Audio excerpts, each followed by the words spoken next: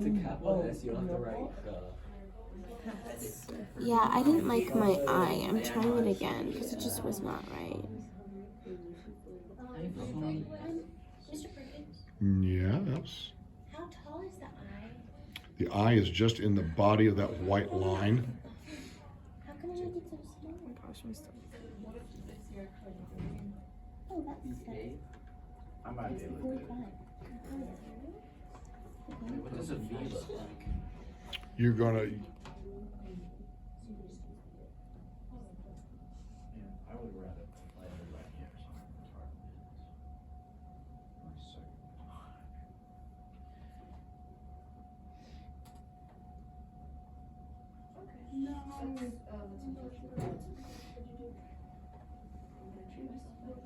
Double that.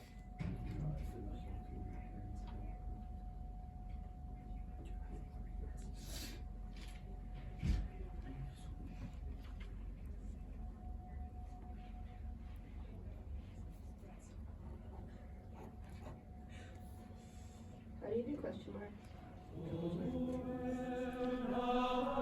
I chose this text because the excerpt from this letter in my Seneca book was one of my favorites.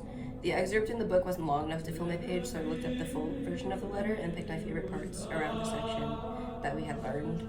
And this letter resonated with me because it's a good reminder to me as a student. I recently took up dance again after years without taking a dance class. I used to do ballet, but I stopped in elementary school, and I was always a little bit intimidated by the idea of going back after having lost so much time. So the first line of this excerpt, which says, "What is stupider than not to learn because you have not learned for a long time," was basically the main reason that I did decide to go back. The main challenges that I faced with calligraphy were ink flow and remembering where I was in the word, and I also forgot about the two different types of the letter S, which threw me over multiple times. I had to start over a lot because I wrote the wrong kind of word or I wrote the wrong type of S. And it was also frustrating because I had to keep re-dipping my pen and testing it to make sure the ink wouldn't blob on my paper, which also interrupted my train of thought. And that process was just a lot slower than I thought it would be because I picked up the handwriting part fairly quickly, but having everything laid out on the paper was a lot more challenging than just writing the words down. These challenges gave me insight into the process of producing manuscripts because I can imagine that monks in the Middle Ages would have had to adjust these setbacks a lot more quickly, and I think they would have had to be more accepting of mistakes than I was because I could afford to start over within the time that we had to do the project. If I had to do a lot of pages or a whole book, I would have let more mistakes slip through. And I think it's amazing the amount of detail that goes into producing just one page. I'm a lot more appreciative of the surviving manuscripts that we have because the monks who made them must have been extremely productive to produce so many that we have thousands of. I picked Epistula 93 because Seneca addresses a man's death while explaining how people live a meaningful lives and rememberable legacies. This passage is meaningful to me because it's so relevant to the people today. The universal questions is, am I living the way I should? What will I be remembered for? I constantly ask, am I living my life in the way it's supposed to be? Am I living up to the Lord as he commanded? Seneca talks about how even though the person died young, it is better than someone being old and has not lived. I strongly believe in this assessment that Seneca makes because you can pursue your own pleasures all you want, but in the end, it does not define who you are or fulfill who you are. The challenges I face while writing this was great. The first major problem I faced, and was the most annoying, was the tip grabbing the paper strands. These micro hairs wedged into the nib of the pen smeared the letters some. Later, after I got the hang of controlling how much ink I was using, I could just write over the smear that it made when you start a new letter. The other thing I would do is just remove it by pulling strands with my nails. Another big issue I had was keeping my place in the book. About every 2 letters, I would need to get more ink, then get the next letters, but by the time I found my place, the ink would dry on the pen. So I made a system of write, look, ink, and write again. The last problem I had was when I was writing over multiple days. Since everyone was just given a pen, it was hard to be consistent due to the different pens. To me, at least, every pen writes and feels a little bit different. After getting used to a pen, then having to switch to another really messed with my handwriting. The insights that this gave me were 3 distinct things. The first thing was that monks had too much time on their hands. The second thing was that they were very privileged because we are very privileged because we have books and education available for everyone. Back in medieval times, education and books were only for nobles and rich merchants. Even if you managed to get a book, it does not mean you could read. As a society, we really take available information for granted, let alone the small things in life. The third insight I discovered was that I really enjoyed writing calligraphy like this, even though I hate writing things like essays. I thoroughly enjoyed writing in this style of calligraphy, especially in Latin. I've loved learning a new way to write, and I have enjoyed both the fun and hardships it has led me through. Though it has been calming, it has also come with obstacles. I found it very difficult when I was in the middle of words and phrases and the ink ran out. I also found it difficult to manage the amount of ink that came out of the pen. There were times that there was too much ink at one time, which caused letters to look incorrect. This caused me to start over and mess up multiple times, which was very irritating. This gave me a sense of the challenges that monks' writing lives faced. Although I faced these minor inconveniences, overall I really enjoyed writing in this style. Writing in a new font with a new technique was very exhilarating for me. I also thoroughly enjoyed creating the details around my writing. I love decorating and adding color to the passage I wrote. This created a beautiful work of art that I am very proud of. With so many resources so readily available to choose from, it was difficult to decide on which to utilize. However, I had loved translating Titus, and I decided that it would be the piece from which I drew a passage.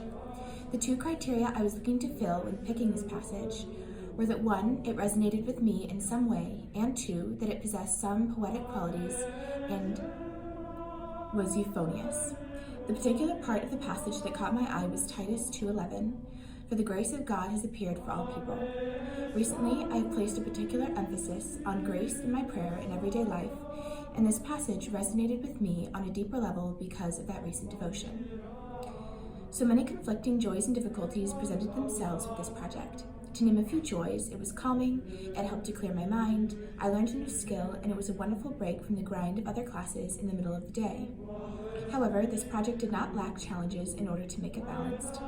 First of all, there was a learning curve with the pens and the ink. Simply adjusting to how to use the pens, holding them at the proper angle, and dipping them into the ink at the proper depth was difficult.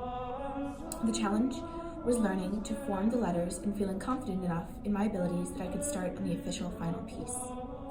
2 challenges in particular I encountered when working on the final product were writing straight and keeping the lines when I was focused on the formation of the letters, and going at a fast enough pace because I have to think about the formation of each individual letter. The final significant difficulty was a byproduct of the above challenge, and that was, because I was slower in my writing, actually having enough time to complete the piece. I have a much greater appreciation for anyone who possessed the job of copying manuscripts. It is not only a difficult task, but a time-consuming one. I can assume that besides the challenges I faced, they also did not have technology to aid in their sight, such as glasses and strong lights. I am sure this made the task even more difficult, especially for the more elderly of the monastery. This also makes me appreciate the fact that we have certain works from the past at all, in order for them to exist or to be passed down to future generations. These men had to put in extensive hard work and have a great love for the written word. I chose this because I am an athlete and can relate very well to the advice Seneca is giving about how to deal with adversity. He says that an athlete must face the pain and loss in competition, and that will provide him the strength to improve himself. There were many challenges to writing in calligraphy, but the 2 biggest challenges that I faced were the new letter shapes and how fast the ink would dry up. They go hand in hand with each other. When copying down, I would see a letter I was unsure of how to write, and I would look at the packet on how to do it. But when I would try to write it out, the ink would be dry, and the rhythm I had before would now be broken. These struggles I faced would have been multiplied for those making manuscripts back in the day, because of lack of stable light source, and they did not have typed out text to copy, and would be either copying from manuscripts or handwritten text. The light from the candle fire would be wavering and casting weird shadows on the paper, making some letters look like others, and could cause errors in copying.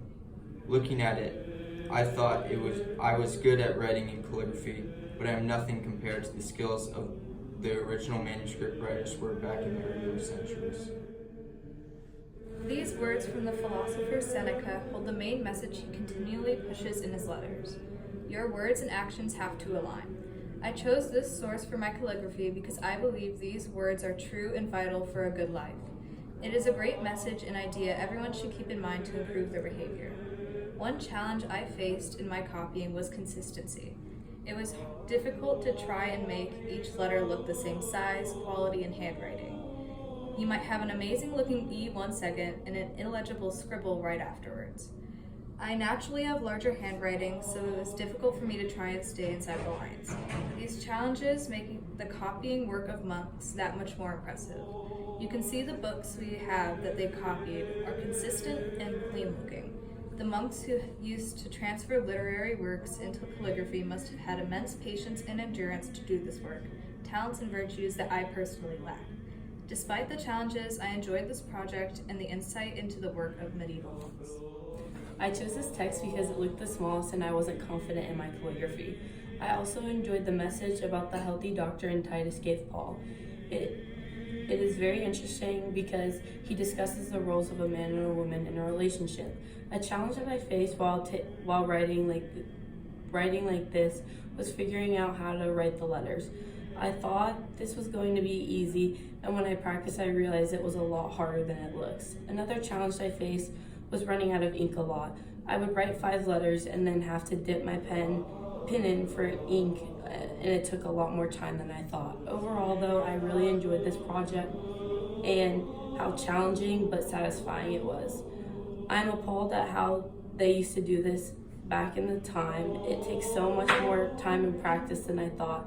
I have a lot more respect for the people who had to do this because this is no easy task. I was struggling just writing a few sentences while the people back then would write books. This has changed my perspective on their writing and job.